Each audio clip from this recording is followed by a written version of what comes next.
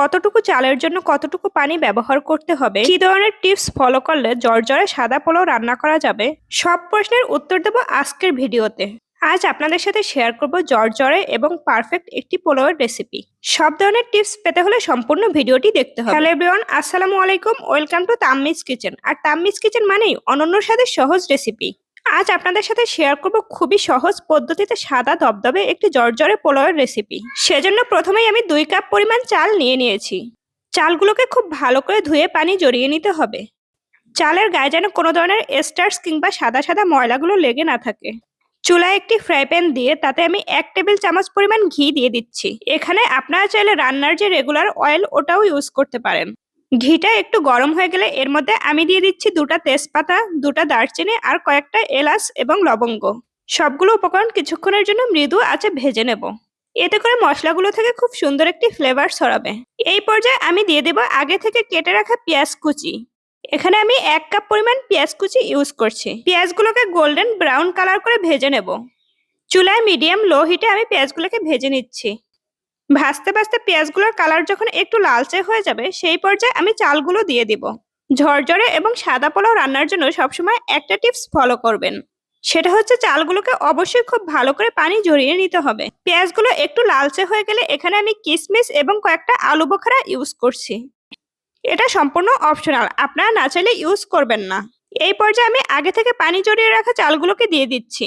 চালগুলো দিয়ে দেওয়ার পর চালগুলো অনবরত নাড়তে থাকতে হবে। মিডিয়াম লো হিটে 14 থেকে 15 মিনিটের জন্য চালগুলোকে ভাজতে হবে। এই কাজটা অবশ্যই সময় নিয়ে করবেন। চালগুলো যত ভালোভাবে ভাজতে পারবেন আপনার পোলাওটা তত বেশি ঝরঝরে হবে। সেই সাথে একটা জিনিস খেয়াল রাখবেন, চালগুলো যেন পুড়ে না যায়। অনবরত উল্টে পাল্টে চালগুলোকে নেড়ে দিতে হবে। ঘি এবং মশলার সাথে চালগুলো ভাজতে ভাজতে খুব সুন্দর একটি ফ্লেভার বের হবে। প্রিয় দর্শক, দেখতেই পাচ্ছেন আমি কত সুন্দর করে চালগুলোকে উল্টে পাল্টে নেড়ে নিয়েছি। আপনারাও এই কাজটা সেম প্রসেসে করবেন। অন্তত পক্ষে 10 মিনিট তো চালগুলোকে ভাজতেই হবে। আমি বারবার চালগুলোকে ভাজার কথা কেন বলছি নিশ্চয়ই বুঝতে পারছেন। এতে করে পোলাওটা অনেক বেশি ঝরঝরে হবে। আমি আজ পোলাও রান্নার জন্য 2 কাপ পরিমাণ চাল ইউজ করেছি। আপনারা যেই কাপ কিংবা বাটি দিয়ে চালটা মেপে নেবেন, চেষ্টা করবেন তার দ্বিগুণ পরিমাণ পানি ইউজ করতে। আমি আজ এই কাপটি দিয়ে চাল মেপে নিয়েছিলাম, তাই আমি এই কাপের 4 কাপ গরম পানি দিয়ে দিব। হ্যাঁ, অবশ্যই এখানে গরম পানি ইউজ করতে হবে, কোনো অবস্থাতেই ঠান্ডা পানি ইউজ করা যাবে না। বিয়ে বাড়ির ঝরঝরে পোলাও কিংবা হোটেলের ঝরঝরে পোলাও এভাবেই কিন্তু রান্না করা হয়। এই পর্যায়ে ঝাল ফ্লেভারের জন্য এখানে আমি 3টে কাঁচামরিচ দিয়ে দিয়েছি। কাঁচামরিচগুলোকে আপনারা অবশ্যই আস্ত দেবেন। আপনারা চাইলে কাঁচামরিচের পরিমাণটা আরেকটু বাড়িয়ে দিতে পারেন।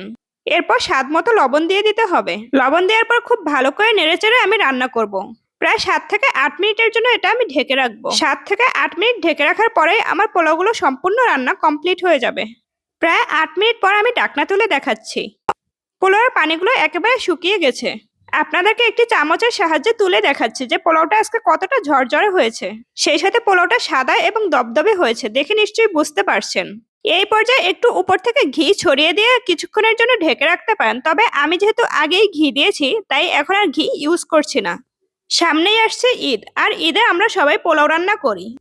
তবে পারফেক্ট টিপসের অভাবে আমাদের সবার পোলাও কিন্তু ভালো হয় না, ঝরঝরে হয় না এবং দবদবে সাদা হয় না।